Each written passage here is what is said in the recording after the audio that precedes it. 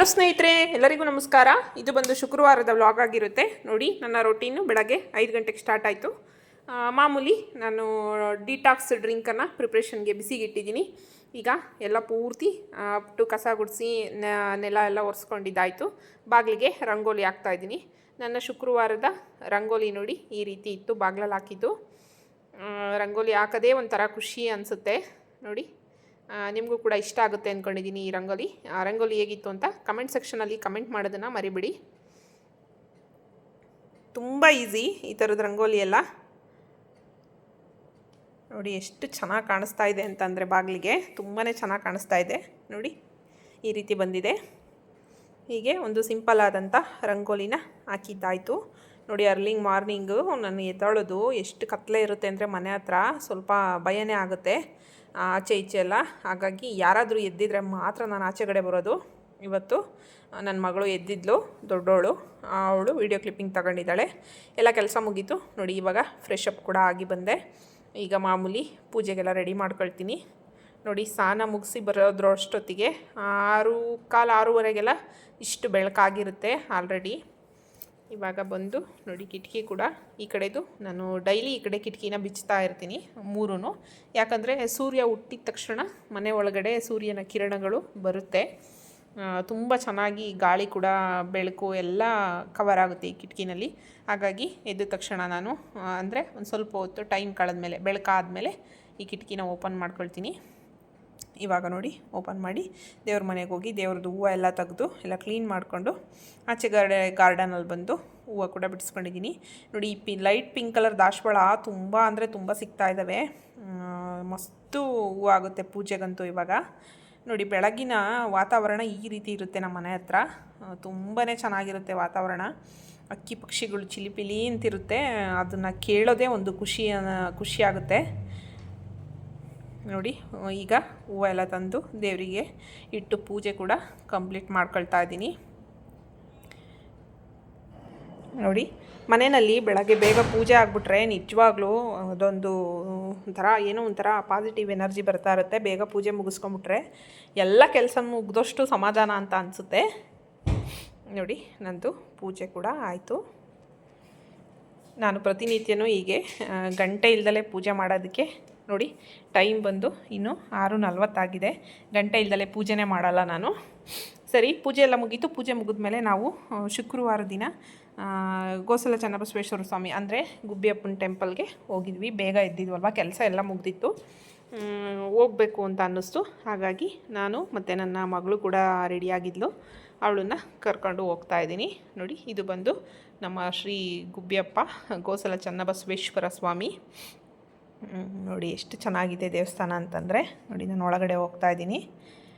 ನಾನು ಕೆಲವೊಂದು ಕಮ್ಯುನಿಟಿ ಪೋಸ್ಟ್ಗಳಲ್ಲೆಲ್ಲ ಚನ್ನಬಸವೇಶ್ವರ ಸ್ವಾಮಿನ ಪೋಸ್ಟ್ ಹಾಕಿದ್ದೀನಿ ಫೋಟೋಗಳನ್ನು. ತುಂಬ ಚೆನ್ನಾಗಿದೆ ನೋಡಿ. ದೇವ್ರನ್ನ ನೋಡಿದ್ರೆ ತುಂಬ ಅಂದರೆ ತುಂಬ ಖುಷಿ ಅನಿಸುತ್ತೆ. ನಮ್ಮ ತುಮಕೂರು ಸುತ್ತಮುತ್ತ ಬಂದಾಗ ಖಂಡಿತ ಒಂದು ಸಲ ವಿಸಿಟ್ ಮಾಡಿ ಚನ್ನಬಸವೇಶ್ವರ ಸ್ವಾಮಿ ಟೆಂಪಲ್ಗೆ. ನಾವು ದೇವ್ರ ದರ್ಶನ ಮುಗಿಸಿ ಮತ್ತು ದೇವಸ್ಥಾನದ ಸುತ್ತ ಪ್ರದಕ್ಷಿಣೆ ಕೂಡ ಕಂಪ್ಲೀಟ್ ಮಾಡ್ಕೊಳ್ತಾ ಇದ್ದೀವಿ. ಅರ್ಲಿ ಮಾರ್ನಿಂಗ್ಗೆ ಹೋಗಿದ್ದರಿಂದ ನಮಗೆ ಪ್ರಸಾದ ಕೂಡ ಸಿಕ್ತು ದೇವಸ್ಥಾನದಲ್ಲಿ ನೋಡಿ. ಪೊಂಗಲ್ಲು ಅಮೃತ ಅಂತಲೇ ಹೇಳ್ಬೋದು. ಅದರಲ್ಲೂ ನಮ್ಮ ಮನೇಲಂತೂ ನಾವು ಗುಬ್ಬಿಯಪ್ಪನಿಗೆ ಈ ಥರ ನೈವೇದ್ಯ ಮಾಡಿರೋ ಪ್ರಸಾದನ ಒಂದು ಅಗಳು ಕೂಡ ವೇಸ್ಟ್ ಮಾಡಲ್ಲ. ಅಷ್ಟು ಇಷ್ಟಪಟ್ಟು ಎಲ್ಲರೂ ತಿಂತೀವಿ.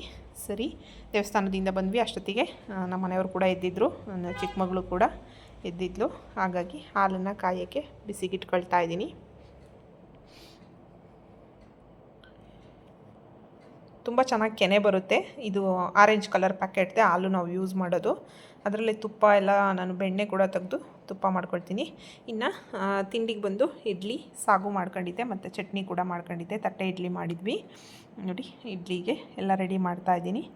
ದೇವಸ್ಥಾನಕ್ಕೆ ಹೋಗಿ ಬಂದಮೇಲೆ ತಿಂಡಿ ಪ್ರಿಪ್ರೇಷನ್ ಕಡೆ ಹೋಯ್ತು ನಮ್ಮ ಕೆಲಸದ ರೊಟೀನು ನೋಡಿ. ಇಡ್ಲಿ ಇದು ಸರಿನಾ ಎಲ್ಲ ರೆಡಿ ಮಾಡ್ಕೊಂಡು ಪ್ಲೇಟ್ಗಳಿಗೆ ಆಯಿಲ್ ಕೂಡ ಎಲ್ಲ ಕಡೆ ಸುತ್ತ ಸ್ಪ್ರೆಡ್ ಮಾಡಿಬಿಟ್ಟು ಬಿಟ್ಬಿಟ್ಟು ಇಡ್ಲಿ ಪಾತ್ರೆಯಲ್ಲಿ ಇಡ್ತಾಯಿದ್ದೀನಿ ಇಡ್ಲಿನ.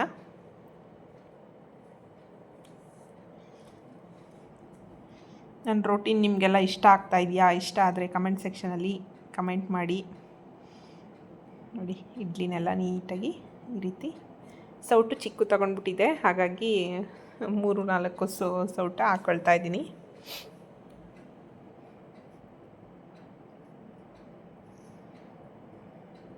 ಒಂದು ಸಲ ಬೇಯಿಸ್ಕೊಂಡ್ರೆ ಸಾಕಾಗೋಗುತ್ತೆ ನಮ್ಮ ಮನೆಯಲ್ಲಿ.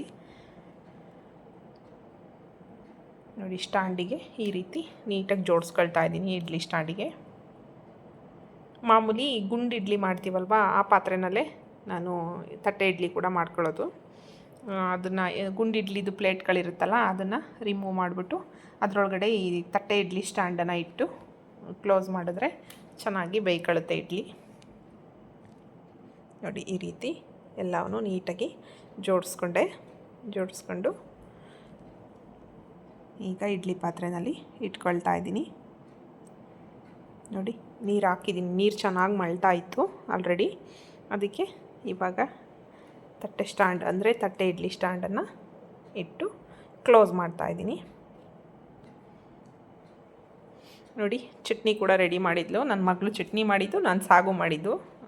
ಚಟ್ನಿ ಅವಳಿಗೆ ಅದೇನೋ ಗೊತ್ತಿಲ್ಲ, ಕಡಲೆ ಬೀಜ ಚಟ್ನಿ ಮಾಡೋದು ಅಂತಂದರೆ ಸಿಕ್ಕಾಪಟ್ಟೆ ಇಷ್ಟಪಟ್ಟು ಮಾಡ್ತಾಳೆ. ಹಾಗಾಗಿ ಅವಳೇ ಚಟ್ನಿ ಮಾಡಿದ್ಲು. ಮತ್ತು ನೋಡಿ, ಸಾಗು ಕೂಡ ನಾನು ಒಂದು ಕಡೆ ಇಡ್ಲಿಗೆ ಇಟ್ಟಿದ್ದೀನಿ, ಇನ್ನೊಂದು ಕಡೆ ಸಾಗುಗೆ ಪ್ರಿಪ್ರೇಷನ್ ಮಾಡ್ಕೊಳ್ತಾ ಇದ್ದೀನಿ. ತರಕಾರಿ ಎಲ್ಲ ಕಟ್ ಮಾಡಿ ಇಟ್ಕೊಂಡಿದ್ದೀನಿ ನೀಟಾಗಿ. ತರಕಾರಿ ಸಾಗುನ ಮಾಡ್ತಾಯಿದ್ದೀನಿ. ತುಂಬ ಚೆನ್ನಾಗಿರುತ್ತೆ ತರಕಾರಿ ಸಾಗು ಇಡ್ಲಿಗೆ. ನೋಡಿ, ಎಲ್ಲ ನೀಟಾಗಿ ಒಗ್ಗರಣೆ ಮಾಡಿ ತರಕಾರಿ ಸಾಗು ಕೂಡ ಪ್ರಿಪ್ರೇಷನ್ ಆಯಿತು. ಇಡ್ಲಿ ಕಂಪ್ಲೀಟಾಗಿ ಬೇಯೋದ್ರೊಳಗಡೆ ಒಂದು ಕಡೆ ಸಾಗು ರೆಡಿ ಆಯಿತು, ಮತ್ತು ಚಟ್ನಿ ಕೂಡ ರೆಡಿ ಆಯಿತು. ಒಂದು ಸರಿ ಇಡ್ಲಿ ಕೂಡ ಬೆಂದಿದೆ.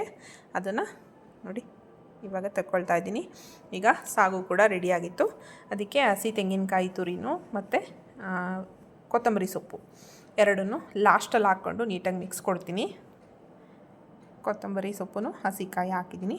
ಸರಿ, ತಿಂಡಿ ಎಲ್ಲ ಮುಗಿಸ್ಕೊಂಡ್ವಿ. ತಿಂಡಿ ಎಲ್ಲ ಮುಗಿಸಿದಾದ್ಮೇಲೆ ನೋಡಿ, ಇದು ನಮ್ಮ ದೇವ್ರ ಮನೆ ಬಾಗಿಲು. ಅದಕ್ಕೆ ಭಾಳ ದಿವಸದಿಂದ ಅಂದ್ಕೊಳ್ತಿದ್ದೆ ರಂಗೋಲಿ ಹಾಕ್ಕೊಳ್ಬೇಕು ಪೇಂಟಲ್ಲಿ ಅಂತ. ನಾನು ಆಲ್ರೆಡಿ ನಮ್ಮ ಮೇಯ್ನು ಹೊಸ್ಲಿದೆ ಅಲ್ವಾ, ಅಲ್ಲಿಗೆ ಪೇಂಟಲ್ಲಿ ರಂಗೋಲಿ ಹಾಕಿದ್ದೀನಿ. ದೇವ್ರ ಮನೆಗೆ ಹಾಕಿರಲಿಲ್ಲ, ಖಾಲಿ ಅಂತ ಅನ್ನಿಸ್ತಿತ್ತು. ಎಷ್ಟೊಂದು ಸಲ ಅಂದ್ಕೊಳ್ತಿದ್ದೆ ಹಾಕೋಬೇಕು ಅಂತ. ಹಾಗಾಗಿ ಸರಿ, ಇವಾಗ ಮಧ್ಯಾಹ್ನ ಮೇಲೆ ಸ್ವಲ್ಪ ಫ್ರೀ ಆಗಿದೆ. ಹಾಗಾಗಿ ರಂಗೋಲಿ ಕೂಡ ಅಂದರೆ ಪೇಂಟಲ್ಲಿ ರಂಗೋಲಿ ಕೂಡ ಹಾಕ್ಕೊಳ್ತಾ ಇದ್ದೀನಿ. ನೋಡಿ, ಈ ರೀತಿ ಪೇಂಟಲ್ಲಿ ಹೊಸ್ಲು ಮೇಲೆ ರಂಗೋಲಿ ಇದನ್ನು ಫಸ್ಟು ನಾನು ಚಾಕ್ ಪೀಸಲ್ಲಿ ಬಿಟ್ಕೊಳ್ತಾ ಇದ್ದೀನಿ. ಅಂದರೆ ಪೇಂಟಲ್ಲಿ ಡೈರೆಕ್ಟ್ ಬಿಡೋಕೆ ಹೋದರೆ ಸರಿ ಹೋಗೋಲ್ಲ, ಮಿಸ್ ಆಗುತ್ತೆ, ಆ ಕಡೆ ಈ ಕಡೆ ಹೋಗ್ಬಿಡುತ್ತೆ ಅಂತ ಫಸ್ಟು ಚಾಕ್ ಪೀಸಲ್ಲಿ ಬಿಟ್ಕೊಂಡು ಆಮೇಲೆ ಅದ್ರ ಮೇಲೆ ಪೇಂಟಲ್ಲಿ ಹಾಕ್ಕೊಳ್ತಾ ಇದ್ದೀನಿ. ನೋಡಿ, ನಾನು ಇದೊಂದು ಚಿಕ್ಕದು ಏಷಿಯನ್ ಪೇಂಟು ಚಿಕ್ಕದೊಂದು ಡಬ್ಬ ತಂದು ಇಟ್ಕೊಂಡಿದ್ದೀನಿ ಮನೆಯಲ್ಲಿ.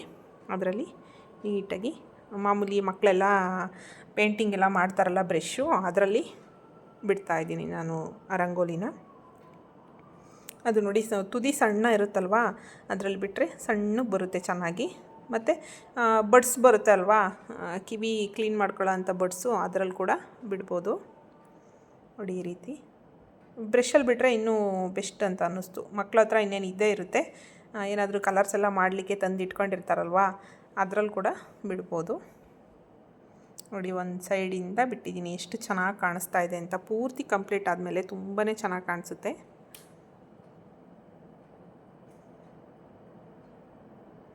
ಸ್ವಲ್ಪ ಆ ಕಡೆ ಈ ಕಡೆ ಹೋದ್ರೂ ಮಿಸ್ ಆದರೆ ಪೇಂಟ್ ಸ್ವಲ್ಪ ಜಾಸ್ತಿ ಬಿದ್ದರೆ ಅದೊಂಥರ ಅರ್ದು ಬಿಡುತ್ತೆ ಹಂಗೆ.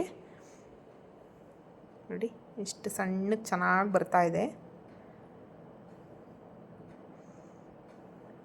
ಈ ಪೇಂಟಿಂಗ್ ಎಲ್ಲ ಮಾಡಬೇಕಾದ್ರೆ ಸ್ವಲ್ಪ ಸಮಾಧಾನವಾಗಿ ನಿಧಾನಕ್ಕೆ ಮಾಡಬೇಕು. ಅರ್ಜೆಂಟ್ ಆತಾತ್ರವಾಗಿ ಏನಾದರೂ ಮಾಡ್ತೀವಿ ಅಂದರೆ ಕೆಟ್ಟೋಗ್ಬಿಡುತ್ತೆ. ನೋಡಿ, ಇವಾಗ ಕಂಪ್ಲೀಟ್ ಆಯಿತು. ಎಷ್ಟು ನೀಟಾಗಿ ಎಷ್ಟು ಚೆನ್ನಾಗಿ ಕಾಣಿಸ್ತಾ ಇದೆ ಅಂತಂದರೆ ನಿಜ ತುಂಬ ಖುಷಿ ಆಯಿತು. ಎಷ್ಟು ಚೆನ್ನಾಗಿ ಕಾಣಿಸ್ತಾ ಇದೆ ನೋಡಿ. ನಾನು ಇದನ್ನು ಒಂದು 11:30-12 ಗಂಟೆಗೆ ತಿಂಡಿ ಆದಮೇಲೆ ಬಿಟ್ಟಿದ್ದೆ. ಸಂಜೆ ಅಷ್ಟೊತ್ತಿಗೆ ಆರ್ಕೊಂಡಿತ್ತು. ನೈಟ್ ಕೂಡ ಬಿಟ್ಟು ಮಲ್ಕೊಂಡ್ರೆ ಬೆಳಗ್ಗೆ ಅಷ್ಟೊತ್ತಿಗೆ ಆರಿರುತ್ತೆ.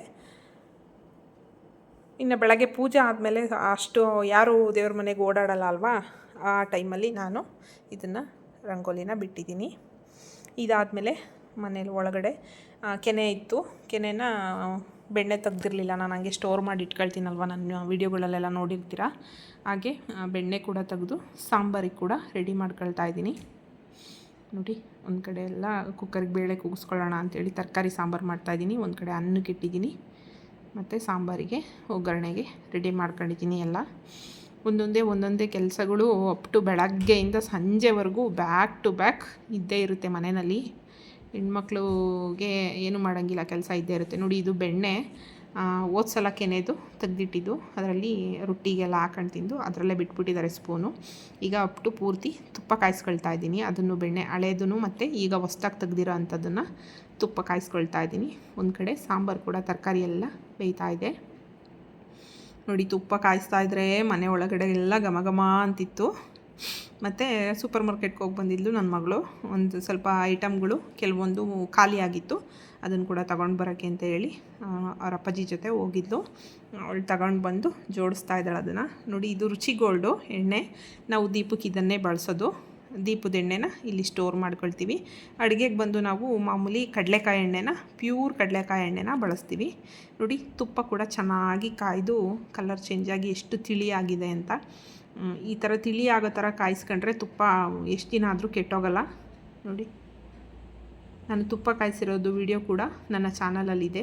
ಯಾರಿಗಾದರೂ ತುಪ್ಪ ಕಾಯಿಸೋದು ಹೇಗೆ ಅನ್ನೋದು ಬೇಕಂತಂದರೆ ನೋಡಿ, ನನ್ನ ಚಾನಲಲ್ಲಿ ತುಪ್ಪ ಕಾಯಿಸಿರೋ ಅಂಥ ವಿಡಿಯೋ ಕೂಡ ಇದೆ. ನೋಡಿ, ಇಷ್ಟು ತುಪ್ಪ ಬಂತು. ಮತ್ತು ಇನ್ನು ಸ್ವಲ್ಪ ಅಷ್ಟು ಕೆನೆ ಸ್ಟೋರ್ ಆಗೋದ್ರೊಳಗೆ ಬೆಣ್ಣೆ ಕೆನೆ ಸ್ಟೋರ್ ಮಾಡ್ಕೊಂಡು ಬೆಣ್ಣೆ ತಗೊಳ್ತೀನಿ. ಮತ್ತು ಆನ್ಲೈನಲ್ಲಿ ಅಂದರೆ ಇನ್ಸ್ಟಾಗ್ರಾಮಲ್ಲಿ ನಾನು ಒಬ್ರದ್ದು ಅಂದರೆ ಬಟ್ಟೆದು ಒಬ್ರದ್ದು ನೋಡಿದ್ದೆ ವಿಡಿಯೋಸು. ಅಲ್ಲಿ ಪ್ಯಾಂಟ್ಗಳು ತುಂಬ ಚೆನ್ನಾಗಿದೆ ಅಂತ ಅನ್ನಿಸ್ತು. ನೋಡೋಣ ಅಂತೇಳಿ ಬುಕ್ ಮಾಡಿದ್ದೆ, ಅದು ಕೂಡ ಬಂದಿತ್ತು. ನೋಡಿ, ಇದು ಬಂದು ಪ್ಲಾಜೋ ಪ್ಯಾಂಟ್ಗಳು. ಅದು ಏನು ಮೋಸ ಮಾಡ್ತಾರೆ ಅಂತಂದರೆ ನಿಜವಾಗ್ಲೂ ಒಂದೊಂದು ಸಲ ಆನ್ಲೈನಲ್ಲಿ ಭಾಳ ಮೋಸ ಹೋಗ್ಬಿಡ್ತೀವಿ. ತುಂಬ ಬೇಜಾರಾಗುತ್ತೆ. ಅಲ್ಲಿ ತೋರಿಸಿದಂಥ ಐಟಮೇ ಬೇರೆ. ಅಂದರೆ ವಿಡಿಯೋದಲ್ಲಿ ಅವರು ರೀಲ್ಸ್ ಹಾಕಿದ್ರು, ಅದನ್ನು ನೋಡಿಬಿಟ್ಟು ನಾನು ನಂಬರ್ ತಗೊಂಡು ಕಾಂಟ್ಯಾಕ್ಟ್ ಮಾಡಿ ವಾಟ್ಸಪ್ಪಲ್ಲಿ ಸರಿ ಬುಕ್ ಮಾಡಿಸ್ಕೊಂಡಿದ್ರು. ಬುಕ್ ಮಾಡ್ಕೊಂಡಿದ್ದೆ ನಾನು. ಬುಕ್ ಮಾಡಿದ್ಮೇಲೆ ಏನಾಯಿತು ಅಂದರೆ, ನಾನು ನೋಡಿದಂಥ ಐಟಮ್ ಬಂದಿರಲಿಲ್ಲ, ಬೇರೆದು ಬಂದಿತ್ತು. ಕ್ವಾಲಿಟಿ ಸಿಕ್ಕಾಬಟ್ಟೆ ಕಮ್ಮಿ ಇತ್ತು. ಸಿಕ್ಕಾಬಟ್ಟೆ ಬೇಜಾರಾಯಿತು. ಮತ್ತು ನಾನು ಅವರಿಗೆ ಕಮೆಂಟ್ ಹಾಕೋಕ್ಕೆ ಹೋಗಲಿಲ್ಲ, ಬೇಜಾರಾಯಿತು. ಮತ್ತು ಆ ಥರ ಇನ್ನೊಂದು ಸಲ ಯಾರ್ದೂ ಪ್ರೊಫೈಲ್ ನೋಡಿ ಅಂದರೆ ವಿಡಿಯೋ ನೋಡಿ ಮೋಸ ಹೋಗಬಾರ್ದು ಅಂತ ಅಂದ್ಕೊಂಡಿದ್ದೀನಿ. ಸರಿ, ನೋಡಿ, ಸಾಂಬಾರೆಲ್ಲ ಆಗಿತ್ತಲ್ವ. ಸಾಂಬಾರು ಕೂಡ ಒಂದು ಕಡೆ ಬೆಂದಿತ್ತು. ಮುದ್ದೆಗಿಟ್ಟಿದ್ದೆ. ಮುದ್ದೆ ಇವತ್ತು ಸ್ವಲ್ಪ ದೊಡ್ಡ ಪಾತ್ರೆಯಲ್ಲಿ ಮಾಡ್ತಾಯಿದ್ದೀನಿ.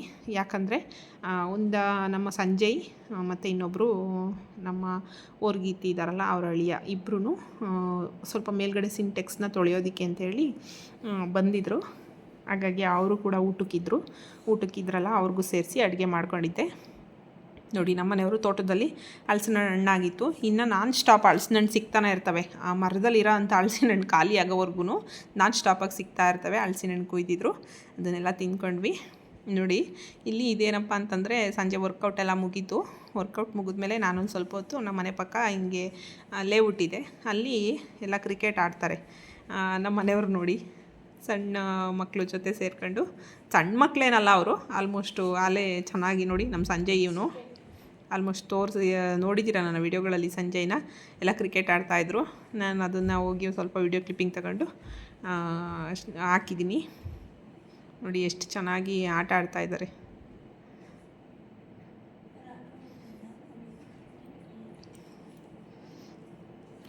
ನೋಡಿ, ಎಲ್ಲ ಆ ಕಡೆ ಈ ಕಡೆ ಹುಡುಗರು ಇವಾಗೆಲ್ಲ ಕಾಲೇಜು ಸ್ಕೂಲ್ಗಳು ರಜಾ ಇದೆ ಅಲ್ವಾ, ಎಲ್ಲ ಬಂದು ಸೇರ್ಕೊಂಡು ಈ ರೀತಿ ನೋಡಿ ನಮ್ಮ ಮನೆಯವರು ನೋಡಿ ಅವ್ರ ಜೊತೆ ಸೇರ್ಕೊಂಡು ನಮ್ಮ ಮನೆಯವರು ಕೂಡ ಆಟ ಆಡ್ತಾಯಿದ್ದಾರೆ.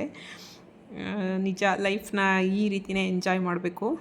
ಯಾವಾಗ ನಮಗೆ ಏನು ಸೂಟ್ ಆಗುತ್ತೋ ಅಂದರೆ ವಾತಾವರಣಕ್ಕೆ ಅವತ್ತಿನ ಥರ ಅಡ್ಜಸ್ಟ್ ಆಗಿ ಹೋಗಬೇಕು. ಅದೇ ಲೈಫು. ನಮಗೆ ಎಂಜಾಯ್ ಮಾಡೋದು ಅಂದರೆ ಏನೇ ಒಂದು ವಿಷಯದಲ್ಲಿ ಕೂಡ ಎಂಜಾಯ್ಮೆಂಟ್ ಮಾಡ್ಕೊಂಡು ಜೀವನ ಮಾಡೋದೇ ಲೈಫು ಅಂತ ಹೇಳ್ತೀನಿ. ವಯಸ್ಸು ಮುಖ್ಯ ಅಲ್ಲ. ನಿಜ, ಇದೊಂದು ಮಾತು ಸತ್ಯ.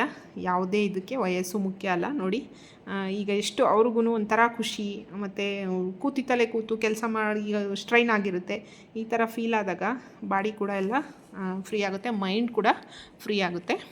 ಇನ್ನು ನೈಟು ಮಾಮೂಲಿ ತರಕಾರಿ ಸಾಂಬಾರಿತ್ತು, ಬಿಸಿ ಅನ್ನ ಮಾಡ್ಕೊಂಡಿದ್ವಿ, ಮತ್ತು ಸೌತೆಕಾಯಿ. ಅವರು ಎಲ್ಲ ಊಟ ಮಾಡ್ತಾಯಿದ್ದಾರೆ, ನಮ್ಮ ಮನೆಯವರು ಮತ್ತು ಸಿಂಧು ಖುಷು ಎಲ್ಲ ಊಟ ಮಾಡ್ತಾಯಿದ್ದಾರೆ. ನಾನು ಬಂದು ಊಟ ಮಾಡಲಿಲ್ಲ, ರೈಸು ಯಾಕೋ ಅಷ್ಟು ಹಶ್ವಾಗಿರಲಿಲ್ಲ. ನನ್ನ ಇದು ಕ್ಯಾರೆಟ್ ಮಾಲ್ಟು ತೋರಿಸಿದ್ದೀನಿ ನಾನು ಹೋದ ವಿಡಿಯೋಗಳಲ್ಲಿ. ಇದನ್ನು ಕ್ಯಾರೆಟ್ ಮಾಲ್ಟನ್ನು ಪ್ರಿಪ್ರೇಷನ್ ಮಾಡಿಕೊಂಡು ಅದನ್ನು ಒಂದು ಲೋಟ ಕುಡಿದೆ. ಅದೇ ಸಾಕಾಯಿತು ನನಗೆ. ನನ್ನ ರೋಟೀನ್ ಶುಕ್ರವಾರದ್ದು ಈ ರೀತಿ ಇತ್ತು. ನಿಮಗೆಲ್ಲ ಇಷ್ಟ ಆಯಿತು ಅಂತ ಭಾವಿಸ್ತೀನಿ. ಇಷ್ಟ ಆದಲ್ಲಿ ಒಂದು ಲೈಕ್ ಕೊಡಿ, ಕಮೆಂಟ್ ಮಾಡಿ, ಮತ್ತು ಫ್ಯಾಮಿಲಿ ಫ್ರೆಂಡ್ಸ್ಗೆ ಆದಷ್ಟು ಶೇರ್ ಮಾಡಿ. ನೆಕ್ಸ್ಟ್ ವಿಡಿಯೋದಲ್ಲಿ ಸಿಗ್ತೀನಿ. ನೋಡಿ, ಆಲ್ಮೋಸ್ಟ್ ನನ್ನ ರೋಟೀನ್ ಈ ರೀತಿ ಇತ್ತು.